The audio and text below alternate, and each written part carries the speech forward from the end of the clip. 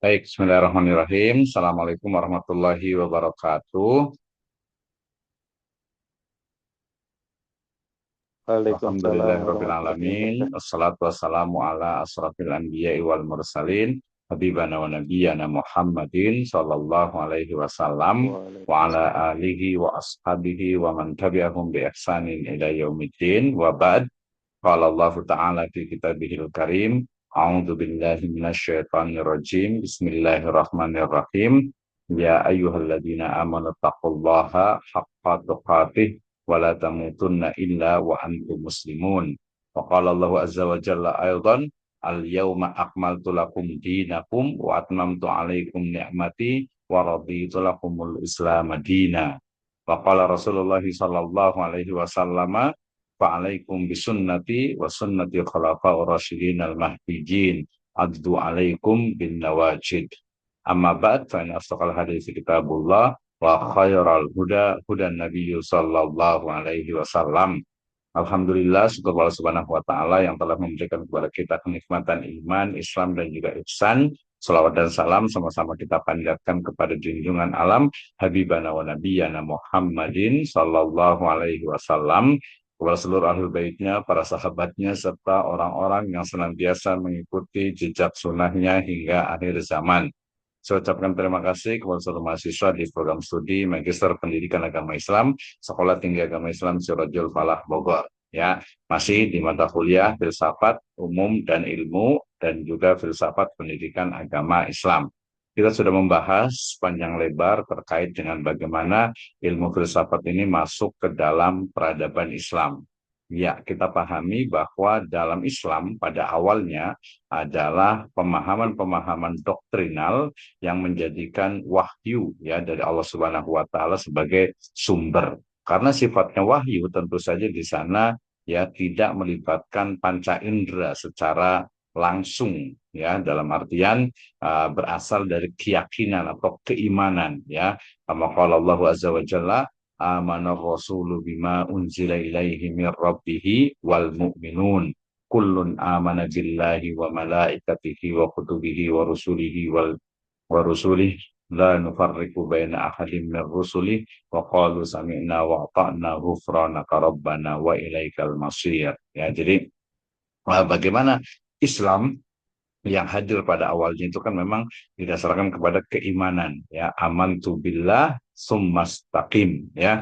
Jadi beriman kepada Allah Subhanahu wa taala kemudian istiqomah konsisten dengan keimanan tersebut. Nah, kemudian kita pahami ya bahwa sekarang ini loncat di era sekarang ini di mana ketika kita kuliah gitu ya, terutama di perguruan tinggi baik itu Islam swasta ataupun negeri selalu ada mata kuliah baik itu filsafat umum ya, kemudian filsafat ilmu dan juga filsafat pendidikan agama Islam kalau di program studi ilmu pendidikan atau pendidikan agama Islam. Nah, permasalahannya tentu saja mungkin sebagian mahasiswa masih ada yang bertanya-tanya gitu ya, kenapa harus ada mata kuliah filsafat umum ataupun filsafat ilmu? Jawabannya sebenarnya sangat panjang ya, mulai dari bagaimana konstruk ya atau bangunan dari ilmu pengetahuan tentu saja dipengaruhi oleh berbagai perkembangan ya yang ada di dunia, baik itu yang dari timur ataupun dari barat. Sehingga kemudian kajian atau pembahasan-pembahasan terkait dengan ilmu pengetahuan itu akhirnya menyatu ya, artinya itu terkumpul dalam berbagai disiplin ilmu pengetahuan. Nah, ketika bicara tentang ilmu pengetahuan, tentu saja dominasi Barat dalam hal ini sebagai entitas budaya tidak bisa dipisahkan. Kenapa? Karena Barat ya dalam hal ini Eropa, Amerika gitu ya, itu memiliki kemajuan dari sisi teknologi, informasi, komunikasi ya, dan juga kemajuan dari ilmu pengetahuan. Sehingga kemudian ya ilmu pengetahuan yang ada yang diimpor kemudian ya ataupun diekspor ke berbagai negara termasuk di Indonesia memunculkan bagaimana ilmu pengetahuan itu didasarkan kepada paradigma ya apa yang disebut dengan positivisme ataupun post-positivisme. Dan ketika mereka mengkaji tentang ilmu pengetahuan, tentu saja hal yang paling penting itu adalah terkait dengan bagaimana filsafat dari ilmu pengetahuan atau yang dikenal dengan epistemologi Islam. Nah, sebelum itu tentu saja ya munculnya ilmu pengetahuan tentu saja itu didasarkan juga kepada perkembangan filsafat itu sendiri. Ya, di mana kalau pada masa lalu saya selalu sampaikan ya bagaimana di masyarakat itu ya sebuah kebenaran itu selalu didasarkan kepada misalnya mitos ya, dongeng atau legenda atau keyakinan-keyakinan yang memang belum tentu kebenarannya. Ya, ini kita bisa lihat ya banyak sekali bagaimana kebenaran ataupun juga ilmu pengetahuan itu berkembang di masyarakat dan kadang kita belum bisa membuktikan kebenarannya ya karena keterbatasan pada diri kita, keterbatasan juga pada ya masyarakat kita gitu ya. Misalnya kontroversi tentang apakah bumi itu ada dinding akhirnya, apakah ada pembatasnya atau mungkin dia memang bulat seperti bola gitu. Jadi kemanapun kita pergi akan bertemu lagi. Nah, seperti itu juga sebuah konspirasi. Demikian juga pada masa lalu ya, di mana orang meyakini bahwasanya bumi itu sebagai pusat tata surya, matahari mengelilingi bumi, tapi kemudian ilmu pengetahuan berkembang, ternyata bumi ya yang mengelilingi matahari, matahari sebagai pusat tata surya, dan tata surya sendiri itu adalah bagian dari kumpulan bintang yang kemudian mengelilingi dari yang namanya galaksi. Nah, ini tentu saja sebuah ilmu pengetahuan yang memang harus terus dikembangkan. Nah, ketika ilmu pengetahuan yang awalnya dari mitos, dari legenda, kemudian mencoba untuk dinalarkan ya di istilahnya itu dilogikakan, dirasionalkan gitu ya. Maka kemudian muncullah berbagai ilmu pengetahuan. Nah, termasuk juga ya peradaban Islam yang tentu saja bersentuhan dengan Yunani, bersentuhan dengan Barat tentu saja akhirnya juga mau tidak mau harus menerimanya, terutama kalangan dari akademisi. Ya, makanya kalau di pesantren ya, di madrasah yang sifatnya itu mungkin umum gitu ya, maksudnya madrasah-madrasah pada umumnya gitu itu tidak pernah diajarkan filsafat ya. Biasanya diajarkan yang paling agak sedikit berpikir itu mungkin ilmu kalam gitu ya, kemudian juga ada lagi apa mantik gitu ya, ilmu mantik ya, ilmu logika, itu saja. Itu pun sebenarnya kaitannya dengan akidah atau tauhid, kaitannya dengan bagaimana pembahasan terhadap sifat-sifat dari Allah Subhanahu wa taala. Nah, kemudian ya kalau di S1 kajian terkait dengan apa filsafat ini biasa mereka sebenarnya lebih untuk mendeskripsikannya. S2 juga mestinya sudah naik harusnya gitu. Tapi kan dari awal tuh harus juga memahami bahwa ternyata yang dimaksud dengan filsafat itu adalah ini, kemudian kajiannya ini, kerangka teorinya ini, ya pemikiran-pemikiran sebelum Islam itu ada di Yunani itu seperti ini. Kemudian ketika masuk ke dalam Islam, kajian yang paling utama itu adalah kaitan dengan bagaimana eksistensi dari Allah Subhanahu wa taala, eksistensi dari alam semesta, termasuk juga ilmu pengetahuan. Ya, ini kan menarik gitu ya. Artinya ya boleh setuju, boleh tidak setuju gitu ya. Ya, kalau ada yang mengatakan ada beberapa sisi memang ketika mengatakan ilmu filsafat itu ya haram gitu ya, tidak boleh dipelajari ya karena memang pada bagian-bagian tertentu dianya itu memang hanya mengandalkan logika gitu ya. Padahal dalam Islam itu ya bukan hanya logika saja tapi juga adanya wahyu. Nah, sebenarnya sekarang ini juga ya mungkin kita umat Islam dalam artian itu dari sisi pemikiran itu tergopoh-gopoh. Tergopoh-gopoh itu maksudnya terseret-seret lah, terseok-seok ya dengan pengembangan dari ilmu pengetahuan. Ya, terbukti ya kita itu sekarang ini kan sangat tergantung dengan internet ya. Sangat tergantung dengan handphone, sangat tergantung dengan teknologi yang notabene itu adalah ya dari barat gitu ya, ataupun juga dari timur gitu ya, artinya bukan dari Indonesia itu sendiri. Sehingga kalau misalnya suatu saat ya internet ini runtuh gitu ya, ataupun juga handphone gitu ya, WhatsApp gitu ya, kemudian juga teknologi itu tiba-tiba mungkin terjadi ya, naudzubillah ya, misalnya terjadi perang dunia ketiga misalnya gitu kan ya.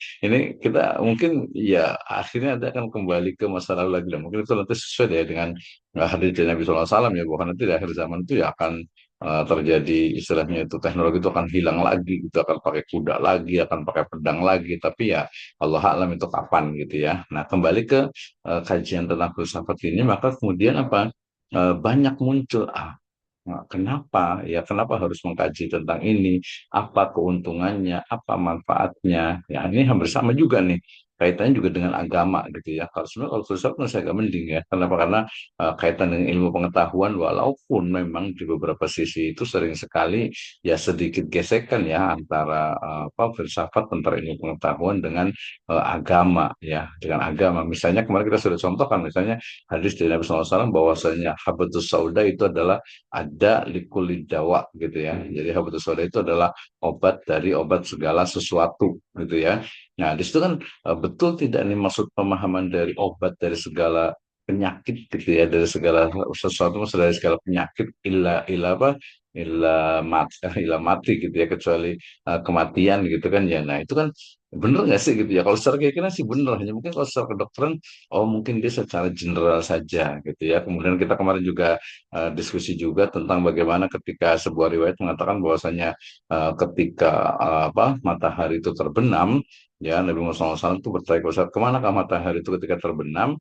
Maka beliau mengatakan bahwasanya matahari terbenam itu adalah bersujud kepada Ar-Rahman ya, kepada Allah Subhanahu wa taala sebagai pemilik alam semesta. Nah, kalau kita istilahnya logika kan ya boleh nggak ya gitu ya. Kaitannya dengan ilmu pengetahuan ya, kita pahami bahwa matahari itu ya tidak pernah tenggelam gitu ya. Tidak pernah tenggelam. Nah, itu kan diskusi yang menarik bahwa matahari tidak pernah tenggelam, kemudian bagaimana mungkin ketika menyebutkan tenggelam itu kemudian bersujud kepada Allah Subhanahu wa taala, atau mungkin maknanya oh bukan bersujud dengan sebenarnya, bukan secara hakiki, tapi ya dengan riwayat yang lain atau dengan ayat yang misal di ayat yang lain misalnya yusabbihu lahu ma fis samawati wa ma fil ard, misalnya ya, bertasbih segala apa yang ada di langit dan di bumi gitu ya. Nah, tapi tetap saja meninggalkan kalau orang-orang yang ngejel, orang-orang yang istilahnya itu mencari-cari menalar gitu ya, pasti ya, "Ah, ya enggak lah, berarti itu perlu kontekstualisasi berarti gitu ya." Bahasa itu perlu dikontekstualisasi gimana nih gitu ya. Gimana gitu ya. Demikian juga paling sepele juga, bukan sepele ya. Yang muncul kemarin sempat ya istilah misalnya kafir gitu ya dengan non muslim itu kan menarik. Demikian juga dalam konsep yang lebih luas lagi misalnya ada Darul Harbi, ada Darul Islam gitu ya. Ada negara Islam, Daulah Islamiyah gitu ya, ada kafir, daerah Darul Harbi gitu ya. Dalam konteks sekarang kan ya yang mana gitu ya. Kenapa? Karena negaranya sendiri mungkin konteksnya itu berbeda gitu ya. Kenapa? Karena kita sudah tinggal di masyarakat yang multikultural gitu ya, Bhinneka Tunggal Ika gitu ya, sehingga ya apa istilahnya negara sendiri juga didasarkannya itu adalah ke Pancasila gitu yang mengakomodir dari semua keyakinan. Dan faktanya memang juga umat Islam sendiri bukan umat nomor satu dalam artian jumlah ya di dunia ini gitu ya, tapi ada umat-umat yang lainnya. Jadi reaktualisasi atau reinterpretasi terhadap ayat ya, yang memang itu tidak secara qot'i ya, tidak secara qot'i, itu juga menjadi hal yang menarik. Kenapa? Karena kalau sekarang ini kita belajar tentang agama ya, termasuk juga tentang filsafat juga, mungkin nanti bisa diskusi ini apa sih manfaatnya tadi ketika kita belajar filsafat, walaupun kita sudah jawab kemarin ya. Jadi manfaatnya itu ya melatih dari logika kita, akal kita itu untuk berpikir. Jadi ketika kita mendapatkan sesuatu itu tidak menerima begitu saja gitu ya, tetapi harus dibuktikan secara ilmiah, alamiah dan juga ilahiyah. Itu kan menarik ya. Bahkan istilah ilmiah sendiri itu kadang kan berbeda dari masing-masing orang yang menggunakannya. Ah, itu penting ya. Nah, misalnya nih yang isu kemarin ingat ya, saya tadi kemarin baca sebuah artikel jurnal ya, agak sedikit kontroversi sih memang ya. Jadi tentang kebenaran dari ijazahnya presiden kita ya, presiden ketujuh ya, Jokowi gitu ya. Jadi penelitiannya menggunakan pendekatan etnografi atau virtual etnografi. Jadi mempelajari dari apa yang ada di media, terutama media elektronik gitu ya. Jadi memang tidak memberikan rekomendasi yang palsu atau tidak gitu ya, tapi hanya memetakan bahwasannya ya di media dijelaskan bahwa istilahnya itu institusi resmi seperti UGM, kemudian Bareskrim gitu ya, kemudian beberapa lembaga yang lain, institusi yang lainnya mengatakan bahwa ijazahnya itu asli gitu ya. Tapi di podcast kemudian di sosial media berkembang isu bahwasannya itu tidak asli. Jadi hasilnya di situ saja gitu ya. Jadi kalau kita percaya dengan lembaga atau institusi yang seperti UGM atau Bareskrim gitu, kepolisian gitu misalnya, berarti asli gitu ya. Tapi kan kebenaran itu kita belajar epistemologi gitu. Apakah kebenaran itu juga memang betul-betul benar gitu ya? Karena kan ada istilahnya itu faktor lain gitu ya, faktor politik, faktor kekuasaan dan lain sebagainya. Nah itu ya, jadi ya manfaatnya banyak sih ketika kita berpikir seperti itu. Jadi kita lebih bisa berpikir itu tidak langsung mengikuti gitu ya, tidak langsung istilahnya itu, wah ini udah bener nih, masa sekelas UGM mau bohong, kan nggak mungkin, masa sekelas Bareskrim polisi mau bohong berbohong itu kan nggak mungkin, kayak gitu ya. Jadi semacam apa ya, itu nanti kalau dalam teori kebenaran itu namanya teori apa yang disebut dengan apa ya. Nah, pokoknya teori kebenaran yang didasarkan kepada kebenaran authority, ya, otoritas gitu ya. Jadi kebenaran yaitu kebenaran authority, yaitu kebenaran yang didasarkan kepada otoritas yang memang menyampaikan itu. Ya kalau di zaman dulu itu kan kalau raja bilang A gitu ya, semuanya harus A gitu ya.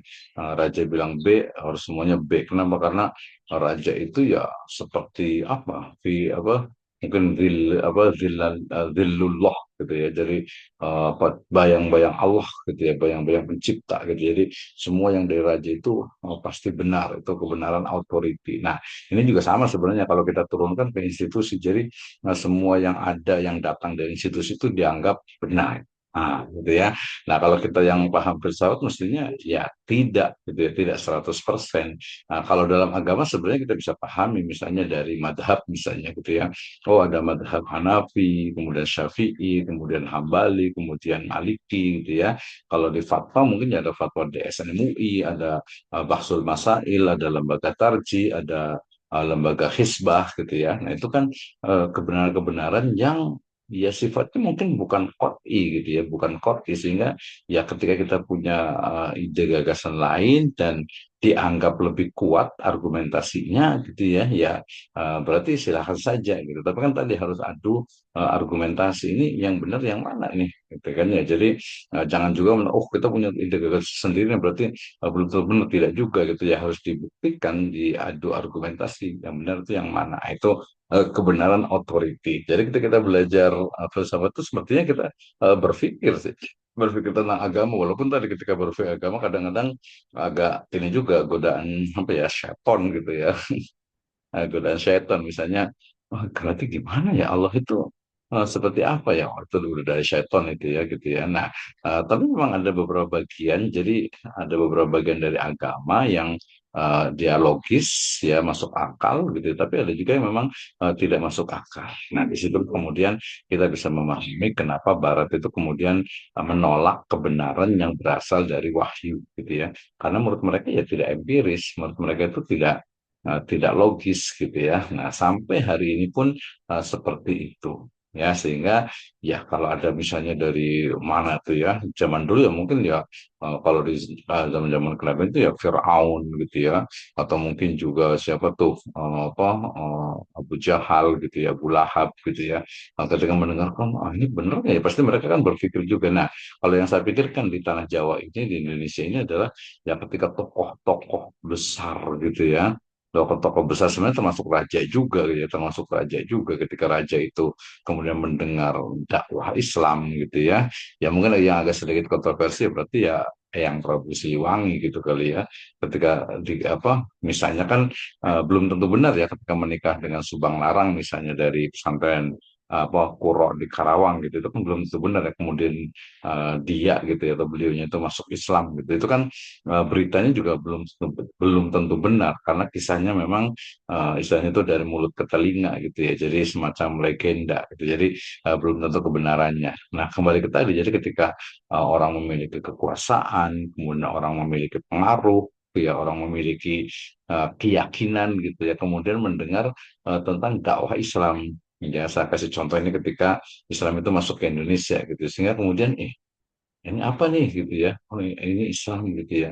Islam itu dari tanah Arab gitu ya, dari tanah Arab kemudian didakwakan gimana nih, kita udah punya keyakinan udah ini.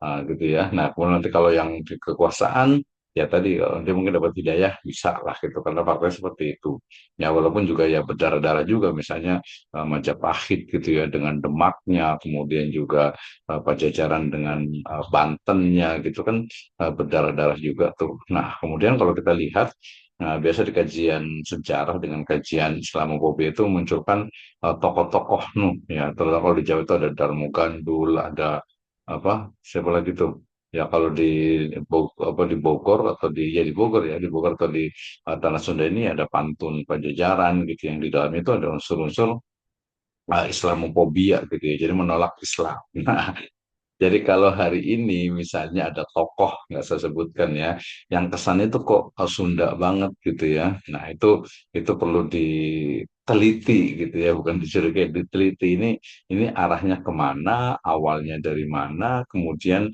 kira-kira realitas kemudian fenomena ini sama nggak dengan hakikatnya. Itu perlu dikaji berarti ya.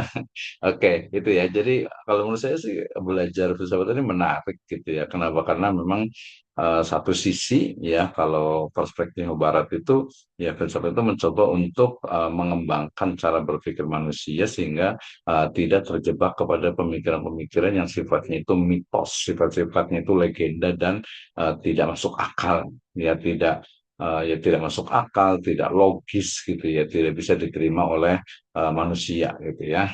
Kemudian kalau dalam Islam sendiri tetap ada ya bagian-bagian dari istilahnya itu ghaibiyah yang memang itu harus diimani dan memang tidak mesti ya dia itu masuk ke logika. Karena apa? Karena kaitannya itu dengan agama gitu ya. Misalnya tentang alam barzah gitu ya, surga neraka, alam akhirat, padang mahsyar ya. Bahkan mungkin yang masih ada di dunia ini misalnya ada jin gitu ya, ada syaitan, ada korin gitu ya.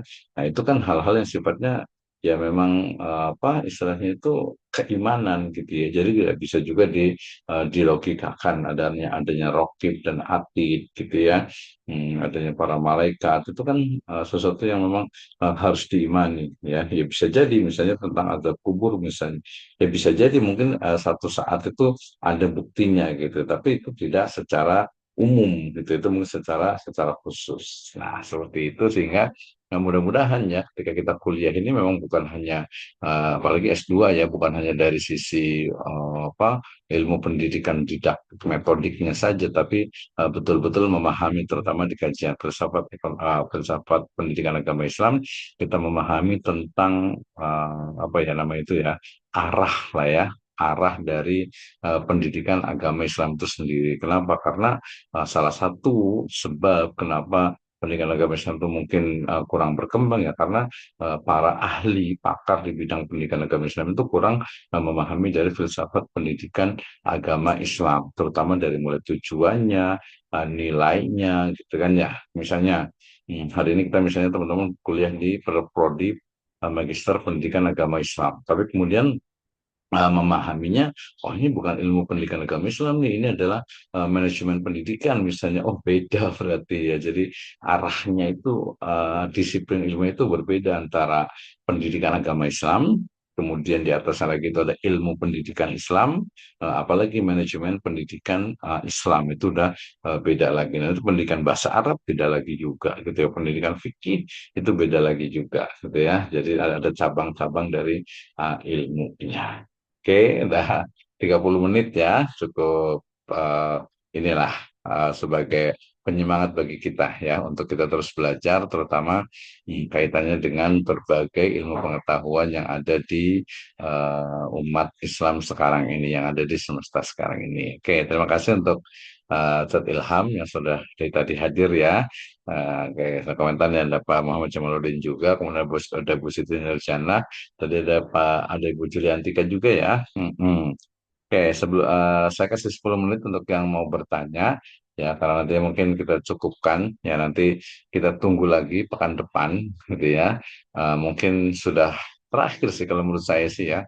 Nanti kita lihat jadwalnya ya karena sudah cukup banyak juga ini. Oke, Pak Ilham, Ustaz Ilham, Ustaz Muhammad Jamil ada pertanyaan atau Bu Siti Nurjana? Saya harapkan sih pekan depan ada yang presentasi ya, yang belum nanti Bu Siti Nurjana mudah-mudahan bisa presentasi ini ya sama Pak Ilham, Ustaz Ilham, dan juga Pak Daniel Iskandar. Karena yang presentasi itu baru Pak Panut, kemudian Pak Muhammad Jamaluddin, kemudian Pak kemana Saiful Anwar agak terpotong karena sinyal ya. Sekarang juga masih agak-agak agak-agak gerimis juga ya. Oke, Pak Daniel Iskandar terima kasih sudah hadir juga. Ya mudah-mudahan pekan besok bisa presentasi nih ya.